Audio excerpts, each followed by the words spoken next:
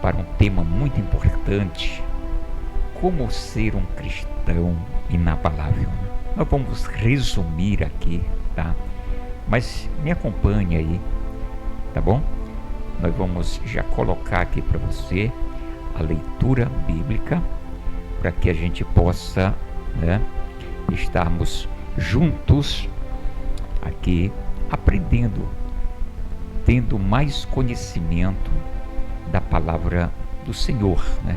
Tendo mais conhecimento das coisas. E nós já vamos aqui, ó. Acompanhe aí na tela. 2 de Coríntios, capítulo 11, versículo 24. Recebi dos judeus 5 quarentenas de açoites menos 1. Quanto é? Na matemática, 39, tá? 3 vezes fui açoitado com varas, 1 vez fui apedrejado, 3 vezes sofri naufrágio, 1 noite e 1 dia passei no abismo. Em viagens, muitas vezes em perigos de rios, em perigo de salteadores, em perigo da minha nação, né, judeus, em perigo dos gentios, em perigos da cidade, em perigos no deserto, em perigos no mar, em perigos entre os falsos irmãos. Então aqui está relatando justamente a vida do apóstolo Paulo, né? Relatado, escrito nesta carta aos Coríntios. E o tema estará aí para você me acompanhar, tá? Como ser um cristão inabalável. Meus amados, no texto diz que Paulo, ele recebeu 39 chicotadas. Eu estava pesquisando por que 39 chicotadas, porque pela lei, quando alguém transgredia a lei, eram 40 chicotadas, 40 açoites. Mas eles não podiam errar, eles não podiam passar dos 40, tá? Pela lei era até 40. Então, o que acontece? Na época aí do Senhor Jesus, o próprio Jesus não recebeu 40, e sim 39. Justamente por essa razão, tá? Por essa razão. E o apóstolo Paulo, ele fala que pegou 5, né? Recebeu 5 quarentenas de açoite menos 1, então deu 39. 3 vezes fui açoitado com varas. Presta atenção. 1 vez fui apedrejado. 3 vezes sofri naufrágio. 1 noite e 1 dia passei no abismo. Em viagem muitas vezes, em perigos de rios, em perigos de salteadores, em perigos da minha nação, na realidade os judeus, em perigo dos gentios, em perigos na cidade, em perigos no deserto, em perigo no mar, em perigos entre os falsos irmãos. Se você continuar lendo, né, no texto bíblico, você vai ver que ele fala também que quiseram lhe matar justamente na época que ele se converteu, né? Ele fala que ele desceu por uma cesta, pela janela, porque o rei na época, né, os judeus também queriam lhe matar. Então, meus amados, olha só, como ser um cristão inabalável.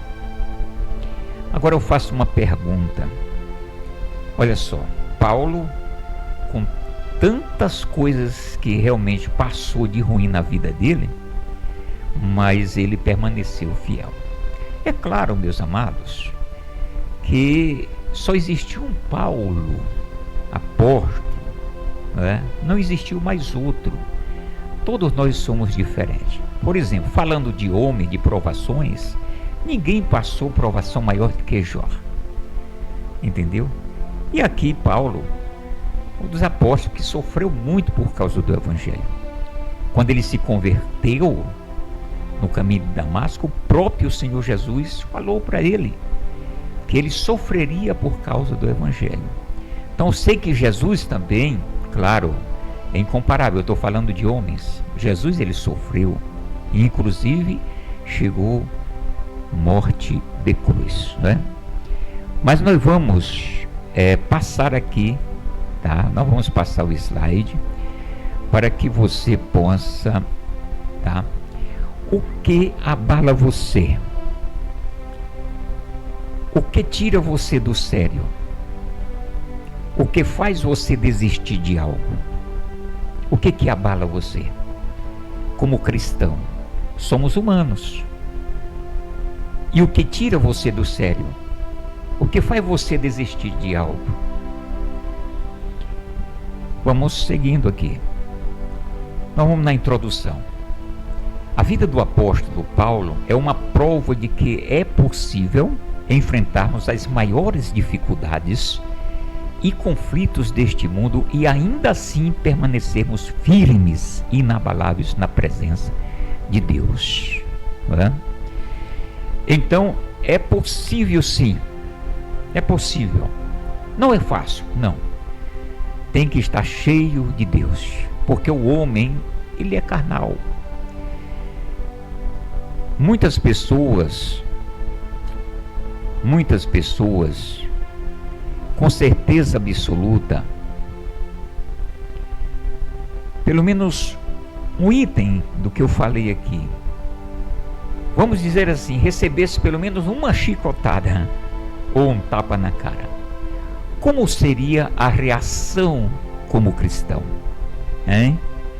É isso aqui que nós estamos vendo conforme o texto bíblico. Agora, isso foi muito bom e interessante. Por quê? Porque esses homens, né, no caso Paulo e outros, no caso, se formos olhar para a Bíblia, os profetas, né, eles sofreram.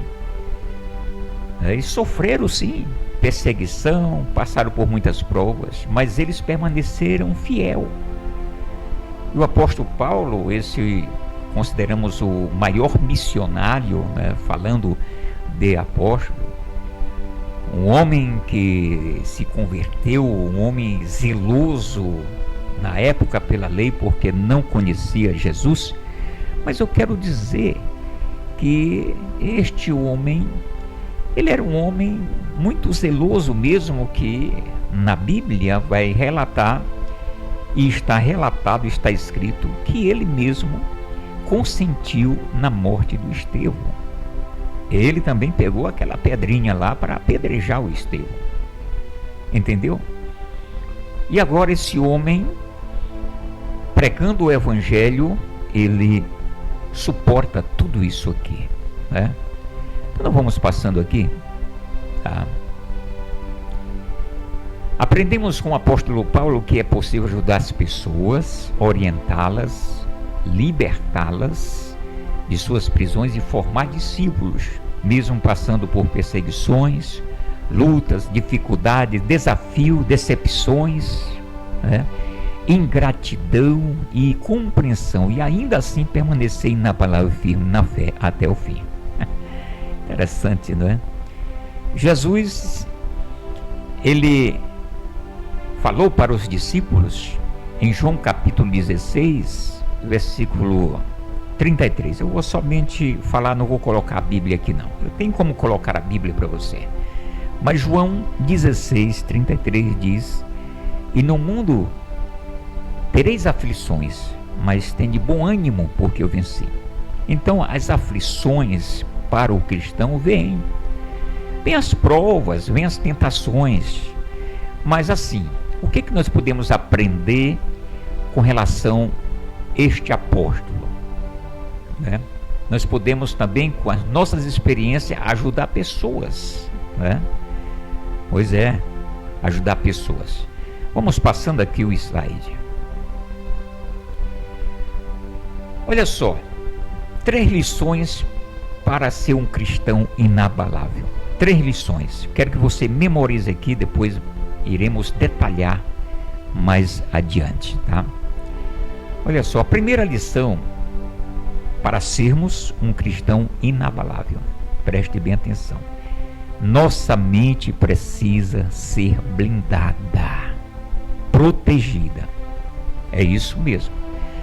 Nossa mente precisa ser blindada e protegida. Você sabe o que é ser blindada? Sabe sim. Por exemplo, carro forte, ele é blindado contra as balas, os projéteis de rifles, né? de armas de fogo. Muitos carros, principalmente dessas autoridades presidenciais, né? Juízes, tem seus carros também blindados, justamente para se proteger. A nossa mente, ela precisa estar blindada, né? E podemos até dizer assim, que ela está blindada através do sangue do Senhor Jesus. Segunda lição, nosso coração deve ser blindado e protegido também. A mente e o coração, não o coração órgão. Você que talvez ainda não entende essa questão espiritual, não o coração órgão, mas o mais, vamos dizer assim, o interior, o ser do ser humano, a sede da alma, que somente Deus conhece, tem que estar blindada, tem que estar guardada, protegida. E a terceira lição, temos que estar firmado em Cristo. Isso é verdade, não adianta proteger a nossa mente, proteger o nosso coração e estar firme em Cristo. Nós vamos passando aqui, me acompanhe. Aí nós vamos lá para a primeira lição. Nossa mente precisa ser blindada, protegida. Existe um ditado, tá? Isso é um ditado que diz: mente vazia é oficina do diabo. Mente vazia é oficina do diabo. Mas isso é um ditado popular, verdadeiro, viu? É verdade, não está escrito na Bíblia, não tem esse versículo, né? Na verdade, a mente é um campo de batalha. A mente, ela é um campo de batalha, um lugar de investidas do inimigo. Não adianta ter emoções curadas se a mente estiver desprotegida. Por isso a Bíblia diz que o Satanás, o Deus desse século, tem cegado a mente, porque a mente do ser humano, ela, se não estiver com Cristo, ela não está blindada, ela não está protegida, recebe todo tipo de informação, e não somente recebe, mas também como guarda no coração, e aí enferma o coração, e por isso que as pessoas são más, ruins, justamente por quê? Porque a mente, ela é o quê? É um campo de batalha. Tem muitas coisas durante o dia. Todos os dias vem tantas coisas na nossa mente. Nossa mente pensa demais. Pensamos coisas demasiadas, sonhamos. Coisas ruins maltrata o nosso corpo. Então o que nós estamos vendo aqui é que nós precisamos proteger a nossa mente. Vamos passando. Ainda continua. Vamos ver aqui 2 versículos, ler, que diz assim, em Colossenses 3:2: pensai nas coisas que são de cima e não nas que são da terra. Em Romanos 12:2 diz assim: não sedes conformados com este mundo, mas sede transformado pela renovação do vosso entendimento, para que experimenteis qual seja a boa, agradável e perfeita vontade de Deus. Meus amados, pensar nas coisas de cima, está dizendo nas coisas dos céus. É claro que nós temos responsabilidades grandes aqui na terra. Uns têm muitas responsabilidades, compromissos, outros têm menos. Mas uma coisa é que a gente não pode ficar pensando só nas coisas desta terra. Você sabe que o afã desta vida, as riquezas, tudo isso traz até angústia para a vida da pessoa. Quantas pessoas que são ricas, empresários, têm dinheiro, mas não têm felicidade, não têm paz, porque existe um acúmulo de muitas coisas na mente. Você sabe que tem pessoas que tiram a sua própria vida, pessoas que realmente tiraram sua vida não porque estava devendo, não porque estava, como que se diz, querendo pagar uma conta e não podia, não. Pessoas que tinham possibilidades, mas por quê? Porque essas coisas vêm na mente e descem para o coração. Então, nós temos que pensar nas coisas de cima. O que a Bíblia diz? Buscar em primeiro lugar o reino de Deus e a sua justiça. É claro, nós vamos ter o compromisso com o nosso trabalho, mas não esquecer das coisas dos céus, porque nós temos um Espírito. E se nós estamos com Cristo, mesmo nas perseguições, mesmo nas críticas, nas pedradas, não pedras materiais, mas palavras fortes, estamos com Cristo, podemos ser um cristão inabalável. Por isso diz a Bíblia em Romanos 12:2, e não seja conformado com este mundo, porque Jesus disse que o mundo jaz do maligno. Olha, quando diz o mundo aqui, na Bíblia, quando fala mundo, se refere a pessoas. Por exemplo, João capítulo 3,16, Deus amou o mundo, aí diz que Deus amou o povo, tá? Mas tem um mundo também, o mundo da corrupção, e também fala do mundo físico. Olha só, e não seja conformado com este mundo, está falando com as contaminações, as consciências deste mundo, mas seja transformado pela renovação do vosso entendimento, para que experimenteis qual seja a boa, agradável e perfeita vontade de Deus. Vamos passar aqui. Um pensamento errado, um complemento aqui. Um entendimento equivocado pode derrubar qualquer pessoa. Pode derrubar qualquer pessoa. Por isso a mente precisa ser protegida dos ataques do maligno. O ataque contra a mente é chamado de sofisma. É uma palavra, né? Que nada mais é do que um pensamento errado sobre algo, um engano, uma mentira. Passando aqui para o outro. Então vamos dar um exemplo aqui. Isso aqui é só um exemplo. Existem outras coisas mais que pode ser relacionada. Alguém que diz assim, eu acho, essa palavra acho, eu acho,